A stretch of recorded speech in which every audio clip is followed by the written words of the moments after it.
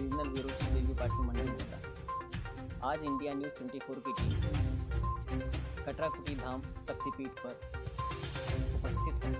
आज हमारे साथ महंत चिन्मयानंद महाराज जी कटरा कुटी धाम महंत के व्यवस्थापक मौजूद हैं। हम इनसे इस कटरा कुटी धाम के महत्व के बारे में जानना चाहते हैं, क्योंकि यहाँ पर महीने में कम से कम 4 या 5 बार काफ़ी मात्रा में लोग उपस्थित भी होते हैं, प्रेम से यहाँ पर आते हैं, मंदिर और महंत का आशीर्वाद लेते हैं। तो यहाँ का क्या महत्व है कि जो इस स्थल पर इतनी भीड़ लगती है और काफ़ी दूर दूर से लोग आते हैं। महंत जी, आपका हमारे न्यूज़ चैनल पे बहुत बहुत स्वागत है। धन्यवाद। हम आज यहाँ पर उपस्थित हैं तो हम कटरा कुटी धाम शक्तिपीठ के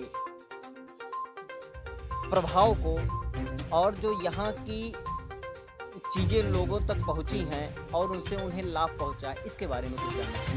कटरा कुटी धाम श्री हनुमान जी की सिद्धिपीठ है और हजारों वर्ष से यहाँ सिर्फ संत महात्मा ही तपस्या कर करके अपने जीवन को धन्य करते रहे।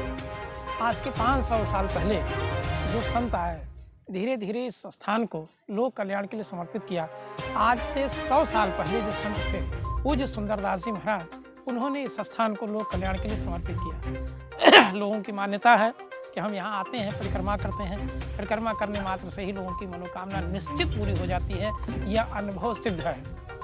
यह स्थान स्वयं श्री हनुमान जी की सबसे प्रिय साधना कुटी और मनोहारी विश्राम स्थली के रूप में लोग विख्यात हैं। आज भी श्री हनुमान जी 24 घंटे में एक बार किसी न किसी रूप में यहाँ आते जरूर हैं। आज तक कोई भी ऐसा भक्त इस स्थान से जुड़ा हुआ निराश नहीं हो गया होगा जिसकी मनोकामना पूरी न हुई हो। निश्चित रूप से बहुत बड़ी उपलब्धि है। यही इसका सबसे बड़ा कारण है। यहाँ निरंतर 24 घंटे भंडारे की योजना रहती है।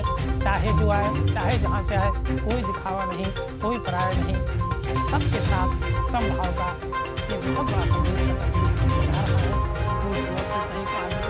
जहाँ डिप्टी कलेक्टर हैं, जहाँ इंजीनियर हैं, वहाँ इंजीनियर हैं। यहाँ केवल भक्त के रूप में आपको आना है। यही भाव सबसे में होता है कि हम स्वयं भक्त के रूप में यहाँ पधार के सबके साथ एक संदेश दें कि हम सब एक हैं, एक ही परमात्मा की व्यवस्था करते हैं। ये बहुत बड़ा संदेश कटरा कुटी धाम से समाज सेवा के लिए जा रहा है। एक चीज़ हम आपसे और जानना चाहते हैं, कटरा कुटी धाम का अस्तित्व जो लोगों की नज़रों में आया वो 100 साल पहले से 100 साल पहले यहाँ पे जिस तरीके से आपने बताया कि यहाँ पे जो है समाधि स्थल भी बना है और मतलब यहाँ पे कितनी सारी चीज़ें हैं। सबसे पहले तो मंदिर का दर्शन, इसके बाद यहाँ जहाँ संत लोग तपस्या करते थे गुफा का दर्शन, फिर जहाँ संत लोग यज्ञ हवन किया करते थे प्रतीक रूप में आज भी मौजूद है, वहाँ यज्ञशाला का दर्शन, गौशाला का दर्शन, अपने यहाँ विशाल भोजनालय की योजना है। यहाँ महीने में 4 मरतबा हजारों हजार की संख्या में लोग प्रसाद पाने आते हैं और ये सारी व्यवस्था जन जन के सहयोग से संचालित है। किसी एक व्यक्ति का आदर्श नहीं है और हमें तो ऐसा लगता है कि जनता जनार्दन के रूप में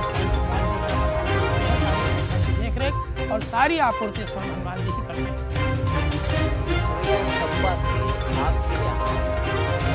कम से कम 4 या 5 बार, जिस तरीके से हमने सुना, 1-2 बार हम इससे पहले जो है आपके साथ मुलाकात का अवसर नहीं मिला इतना।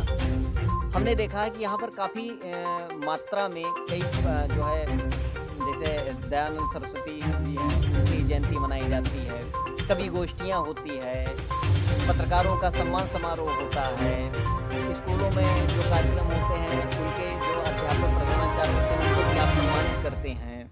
तो ये कार्यक्रम लगातार चलता रहता है। ये सब सारी चीज़ें आपके दिलो दिमाग में कैसे आई, जानना चाहते हैं। मुझे ऐसा लगता है कि जो विद्वत जन है किसी तरह से कटरा कुटी धाम पर वो आए, वो चाहे शिक्षक सम्मान के नाते आए, सैनिक सम्मान के नाते आए, पत्रकार सम्मान के नाते आए, कवि सम्मान के नाते आए। ये कार्यक्रम 12 महीने में 12 प्रकार के कार्यक्रम होते हैं।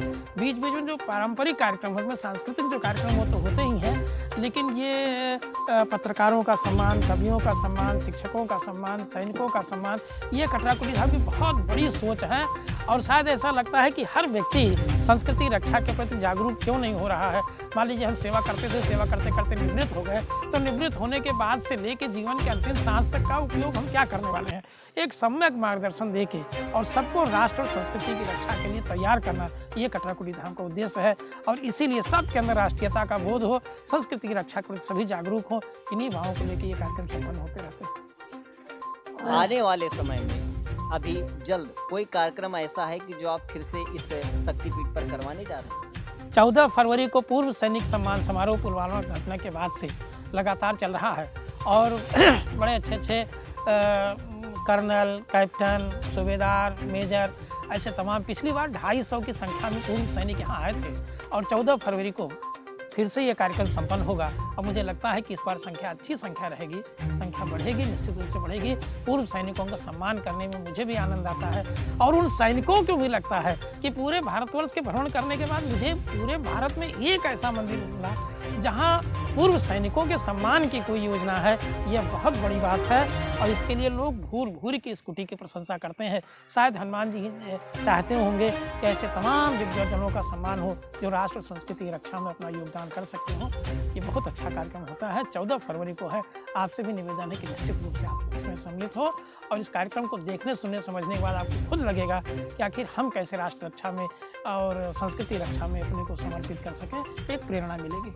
जिस तरीके से आपने इस सम्मान समारोह का जिक्र किया, ये सत्यता है क्योंकि हमारे यहाँ की रक्षा किसान करते हैं और हमारे सरहद की रक्षा देश के जवान करते हैं और देश के जवानों का जब सम्मान होता है तो हमारी भारत माता बहुत प्रसन्न होती हैं। अंतिम में सिर्फ हम आपसे ये जानना चाहते हैं कि अगर इस कटरा कुटी धाम शक्तिपीठ पर अगर हमारे दर्शक आना चाहें तो वो मान लीजिए अगर फैजाबाद परिक्षेत्र से आना चाहते हैं तो कैसे आएंगे, गोंडा जनपद से आना चाहते हैं तो कैसे आएंगे और अगर बस्ती जनपद से आना चाहते हैं तो कैसे आएंगे, क्योंकि ये तीनों जनपदों का मध्य स्थल है। थोड़ा सा आप हमारे दर्शकों को अपनी तरफ से बता दें। इसके लिए कुछ ज़्यादा सोचने समझने की आवश्यकता नहीं है। सीधे अयोध्या पहुँचे और अयोध्या से बहराइच रोड पर से 5 किलोमीटर पर कटरा रेलवे स्टेशन है, जो सरजू जी से मुश्किल से 3 किलोमीटर की दूरी पर स्थित है। कटरा रेलवे स्टेशन उतरना है और रेलवे स्टेशन कटरा से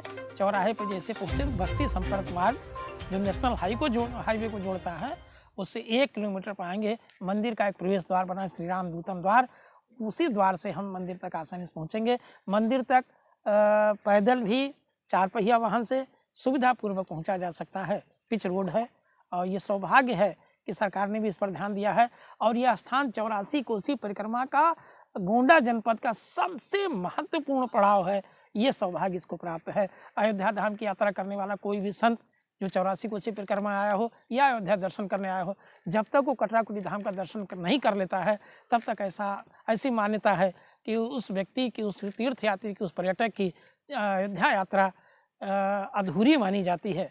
एक ऐसा भाव बहुत पहले से ही है, क्यों व्यवस्था के अभाव के कारण ये दिक्कत आई है और मैं समझता हूँ कि अब सरकारें इस पर ध्यान दे रही हैं और 84 कोसी परिक्रमा का जो विकास हो रहा है वह इसके लिए वरदान साबित होगा।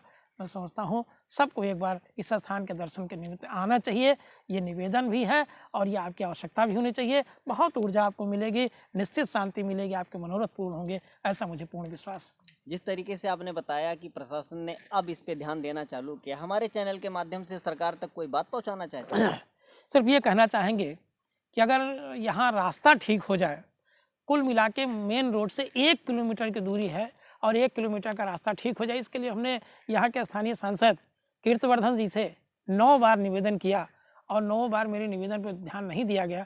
पर्यटन विभाग ने भी इस पर ध्यान दिया है लेकिन वो भी अभी इस पक्ष में नहीं है। मुझे लगता है कि अप्रैल के बाद इस रास्ते के निर्माण के क्रम में कुछ न कुछ गति आएगी और ये सबसे बड़ी आवश्यकता। अगर ये रास्ता ठीक हो जाए तो अयोध्या धाम की तीर्थ यात्रा पर आया हुआ हर यात्री, वहाँ के पुरोहित और अयोध्या गाइड संघ के लोग उन बार बार वो आग्रह करते हैं कि गुरु जी केवल रास्ता ठीक कराइए। अयोध्या पर्यटन की दृष्टि से बहुत आगे जाने वाला है और हम लोगों को अफसोस होता है कि हम इतने गाइड संघ के लोग, पुरोहित संघ के लोग, पंडा संघ के लोग हम कटराकुटी धाम का दर्शन नहीं करा पाते हैं। अगर दर्शन कराएं भी, लेके आना भी चाहे बस या गाड़ी, तो यहाँ सुविधापूर्वक हम नहीं पहुँच पा रहे हैं। इसको थोड़ा ठीक कीजिए।